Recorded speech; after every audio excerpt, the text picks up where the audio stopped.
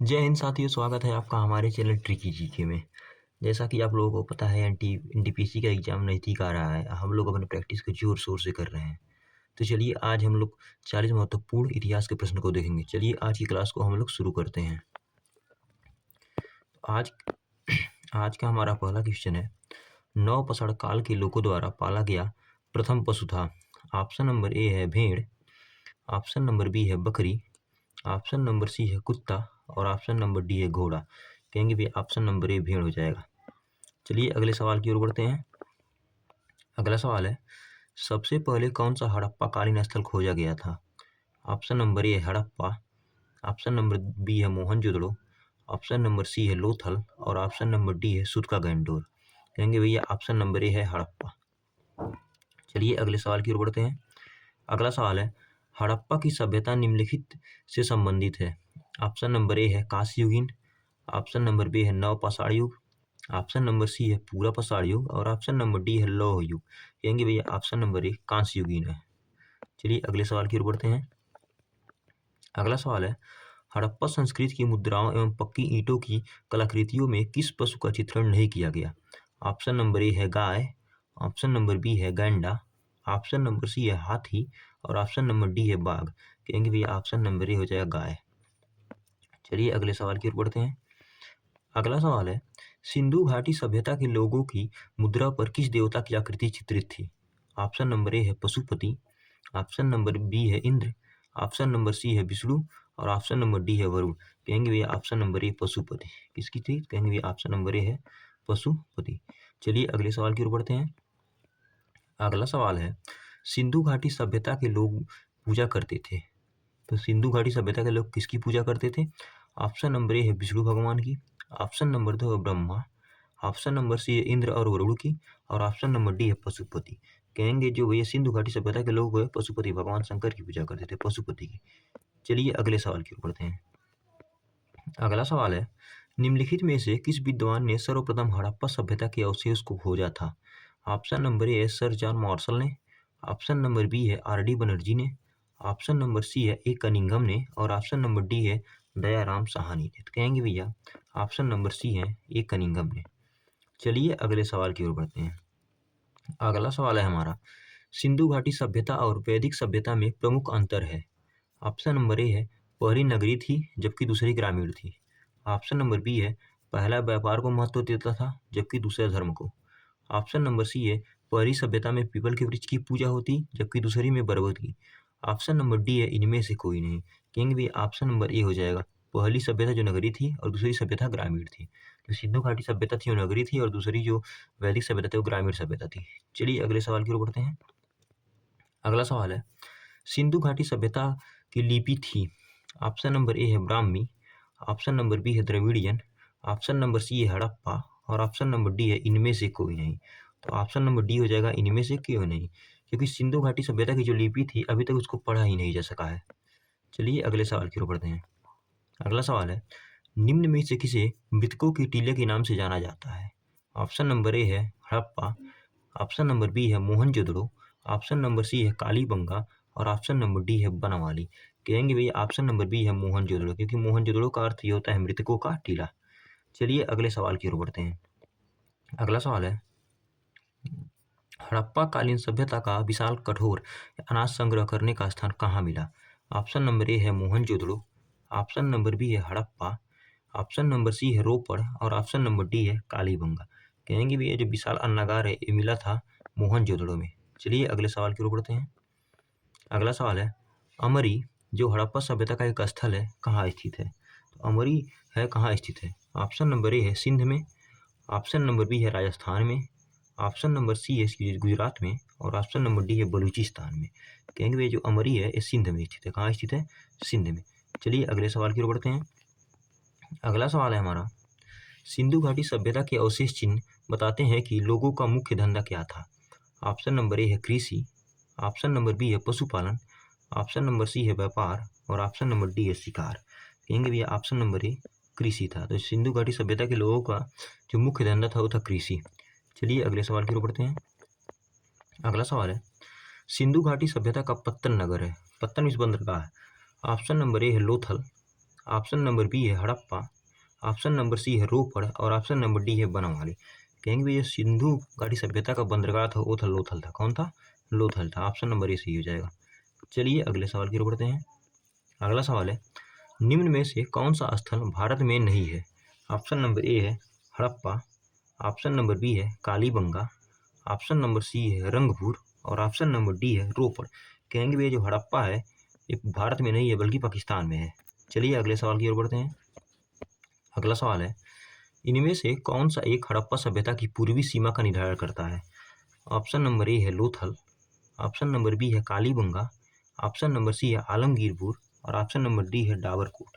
तो कहेंगे भैया आलमगीरपुर। ऑप्शन नंबर सी हो जाए आलमगीरपुर। कहाँ पर? पाकिस्तान में। चलिए अगले सवाल की ओर बढ़ते हैं। सॉरी ये पाकिस्तान में नहीं है। चलिए अगले सवाल की ओर बढ़ते हैं। अगला सवाल हड़प्पा कालीन लोगों को किसकी जानकारी नहीं थी? ऑप्शन नंबर ए है कुम्हार का चाक, ऑप्शन नंबर बी है आग, ऑप्शन नंबर सी है लोहा और ऑप्शन नंबर डी है गेहूं। कहेंगे भैया ऑप्शन नंबर सी लोहा। लोहा की जानकारी नहीं थी। चलिए अगले सवाल की ओर बढ़ते हैं। अगला सवाल है सिंधु घाटी सभ्यता की पहचान निम्न है। ऑप्शन नंबर ए है सुंदर मूर्तियाँ, ऑप्शन नंबर बी है धर्म और दर्शन शास्त्र, ऑप्शन नंबर सी है आर्थिक और सामाजिक सुधार, ऑप्शन नंबर डी है शहर योजना प्रणाली। तो सिंधु घाटी सभ्यता की जो मुख्य पहचान थी ये थी शहरी सभ्यता थी। क्या थी? एक शहरी सभ्यता थी। चलिए अगले सवाल की ओर बढ़ते हैं। अगला सवाल है हमारा सिंधु घाटी सभ्यता का ज्ञान मिलता है। ऑप्शन नंबर ए है ताम्रपत्रों से, ऑप्शन नंबर बी अभिलेखों से, ऑप्शन नंबर सी है पुरातात्विक उत्खनन से और ऑप्शन नंबर डी है साहित्य से। कहेंगे भैया सिंधु घाटी सभ्यता के बारे में जो ज्ञान हमको प्राप्त होता है वो मिलता है पुरातात्विक खनन से। ऑप्शन नंबर सी हो जाएगा। चलिए अगले सवाल की ओर बढ़ते हैं। अगला सवाल है हमारा मानव द्वारा सर्वप्रथम किस धातु का उपयोग किया गया? ऑप्शन नंबर ए है तांबा का, ऑप्शन नंबर बी है चांदी का, ऑप्शन नंबर सी है कांसा का और ऑप्शन नंबर डी है पीतल का। कहेंगे भैया जो मानव द्वारा सर्वप्रथम धातु का उपयोग किया गया था वो था तांबा। कौन था? तांबा था। चलिए अगले सवाल की ओर बढ़ते हैं। अगला सवाल है हमारा भारत में पाषाणकालीन शिला चित्रकारी कहाँ पाई जाती है? ऑप्शन नंबर ए है नालंदा, ऑप्शन नंबर बी है भीमबेटका, ऑप्शन नंबर सी है एलिफेंटा और ऑप्शन नंबर डी है बाघ गुफा। कहेंगे भैया जो शिला चित्रकारी पाई जाती है वो पाई जाती है भीमबेटका में। भीमबेटका कहाँ पर है? तो यह मध्य प्रदेश में है। चलिए अगले सवाल की ओर बढ़ते हैं। अगला सवाल है इनमें से कौन सा पाषाण युग के 3 प्रमुख कालों के अंतर्गत नहीं आता है? ऑप्शन नंबर ए है पूरा पाषाण काल, ऑप्शन नंबर बी है नव पाषाण काल, ऑप्शन नंबर सी है ताम्र पाषाण काल और ऑप्शन नंबर डी है मध्य पाषाण काल। तो कहेंगे भैया ऑप्शन नंबर सी है ताम्र पाषाण। चलिए अगले सवाल की ओर बढ़ते हैं। अगला सवाल है इनमें से कौन सा हड़प्पा स्थल गुजरात में है? ऑप्शन नंबर ए है बालाथल, ऑप्शन नंबर बी है खंडिया, ऑप्शन नंबर सी है धौलावीरा और ऑप्शन नंबर डी है मांडा। कहेंगे भैया जो धौलावीरा है वो कहाँ पर है? गुजरात में है। चलिए अगले सवाल की ओर बढ़ते हैं। अगला सवाल है हमारा पत्थर की बनी नृत्य करती हुई पुरुष की मूर्ति नटराज किस स्थान पर पाई गई थी? ऑप्शन नंबर ए है लोथल में, ऑप्शन नंबर बी है रंगपुर में, ऑप्शन नंबर सी है हड़प्पा में और ऑप्शन नंबर डी है मोहनजोदड़ो में। कहेंगे भैया जो नृत्य करते हुए पुरुष की मूर्ति पाई गई थी नटराज की मूर्ति वो पाई गई थी हड़प्पा में। कहाँ पाई गई थी? हड़प्पा में। चलिए अगले सवाल की ओर बढ़ते हैं। अगला सवाल है सिंधु घाटी को सोना घाटी से जोड़ने वाली शाही सड़क का निर्माण किसने करवाया था? ऑप्शन नंबर ए है अकबर ने, ऑप्शन नंबर बी है हुमायूं ने, ऑप्शन नंबर सी है शाहजहां ने और ऑप्शन नंबर डी है शेर शाह सूरी ने। तो कहेंगे भैया शेर शाह सूरी ने निर्माण कराया था। किसने किया था? शेर शाह सूरी ने। चलिए अगले सवाल की ओर बढ़ते हैं। अगला सवाल है पुरातात्विक स्थल सुरकोटदा किस राज्य में स्थित है? ऑप्शन नंबर ए है राजस्थान में, ऑप्शन नंबर बी है बिहार में, ऑप्शन नंबर सी है हरियाणा में और ऑप्शन नंबर डी है गुजरात में। कहेंगे भैया जो सुरकोटडा है ये स्थित है गुजरात में। ऑप्शन नंबर डी सही हो जाएगा। चलिए अगले सवाल की ओर बढ़ते हैं। अगला सवाल है किस वर्ष जर्मनी और इटली के पुरातत्वविदों के एक दल ने मोहनजोदड़ो की सतह अन्वेषण शुरू किया था? ऑप्शन नंबर ए है 1955 में, ऑप्शन नंबर बी है 1970 में, ऑप्शन नंबर सी है 1980 में और ऑप्शन नंबर डी है 1990 में। कहेंगे भैया ऑप्शन नंबर सी 1980 में। चलिए अगले सवाल की ओर बढ़ते हैं। अगला सवाल है हमारा निम्न में से कौन सा स्थल सिंधु घाटी सभ्यता का हिस्सा नहीं है? ऑप्शन नंबर ए है मोहनजोदड़ो, ऑप्शन नंबर बी है हड़प्पा, ऑप्शन नंबर सी है लोथल और ऑप्शन नंबर डी है उरुक। तो कहेंगे भैया ऑप्शन नंबर डी हो जाएगा उरुक। चलिए अगले सवाल की ओर बढ़ते हैं। अगला सवाल है, निम्न में से कौन सा हड़प्पा स्थल शिल्प कलाओं के लिए के उत्पादन से संबंधित नहीं है? ऑप्शन नंबर ए है बालाकोट, ऑप्शन नंबर बी है मांडा, ऑप्शन नंबर सी है चंदहुदड़ो और ऑप्शन नंबर डी है नागेश्वर। तो कहेंगे भाई जो ऑप्शन नंबर बी हो जाएगा मांडा। कौन हो जाएगा? मांडा। चलिए अगले सवाल की ओर बढ़ते हैं। अगला सवाल है, हड़प्पा सभ्यता की मोहरों पर निम्नलिखित में से कौन सा पशु अक्सर देखा जाता था? ऑप्शन नंबर ए है बैल, ऑप्शन नंबर बी है शेर, ऑप्शन नंबर सी है लोमड़ी और ऑप्शन नंबर डी है हिरण। तो कहेंगे भैया ऑप्शन नंबर ए हो जाएगा बैल। कौन हो जाएगा? बैल। चलिए अगले सवाल की ओर बढ़ते हैं। अगला सवाल है, सिंधु घाटी सभ्यता के निम्न में से किस स्थल को सबसे पहले खोजा गया था? ऑप्शन नंबर ए है मोहनजोदड़ो, ऑप्शन नंबर बी है हड़प्पा, ऑप्शन नंबर सी है कालीबंगा और ऑप्शन नंबर डी है लोथल। तो कहेंगे भैया ऑप्शन नंबर बी हो जाएगा हड़प्पा। चलिए अगले सवाल की ओर बढ़ते हैं। अगला सवाल है, हड़प्पा सभ्यता का निम्न में से कौन सा शहर विशिष्ट रूप से मनके, सीप काटना, धातु की वस्तुएं बनाना और तराजू का निर्माण करना आदि कार्यों सहित शिल्प उत्पादन के लिए समर्पित था? ऑप्शन नंबर ए है मोहनजोदड़ो, ऑप्शन नंबर बी है नागेश्वर, ऑप्शन नंबर बी है हड़प्पा और ऑप्शन नंबर डी है चंदहुदड़ो। कहेंगे भैया ऑप्शन नंबर डी चंदहुदड़ो। इस शिल्प कलाओं के लिए बहुत ही फेमस था। चलिए अगले सवाल की ओर बढ़ते हैं। अगला सवाल है, मोहनजोदड़ो में पाया गया विशाल स्नानागार एक विशाल था। ऑप्शन नंबर ए है वृत्ताकार टैंक, ऑप्शन नंबर बी है बेलनाकार टैंक, ऑप्शन नंबर सी है त्रिभुजाकार टैंक और ऑप्शन नंबर डी है आयताकार टैंक। कहेंगे भैया ऑप्शन नंबर डी हो जाएगा आयताकार टैंक। चलिए अगले सवाल की ओर बढ़ते हैं। अगला सवाल है, निम्नलिखित में से कौन सा मरुस्थल भारत में स्थित नहीं है? ऑप्शन नंबर ए है सिंधु घाटी का मरुस्थल, ऑप्शन नंबर बी है स्पीति घाटी मरुस्थल, ऑप्शन नंबर सी है थार मरुस्थल और ऑप्शन नंबर डी है कच्छ का रण। कहेंगे भैया ऑप्शन नंबर ए सिंधु घाटी का मरुस्थल ये भारत में स्थित नहीं है। चलिए अगले सवाल की ओर बढ़ते हैं। अगला सवाल है, सिंधु सभ्यता के इनमें से किस स्थल में जलाशयों के साक्ष्य मिले हैं? ऑप्शन नंबर ए है कालीबंगा, ऑप्शन नंबर बी है धौलावीरा, ऑप्शन नंबर सी है कोटदीजी और ऑप्शन नंबर डी है लोथल।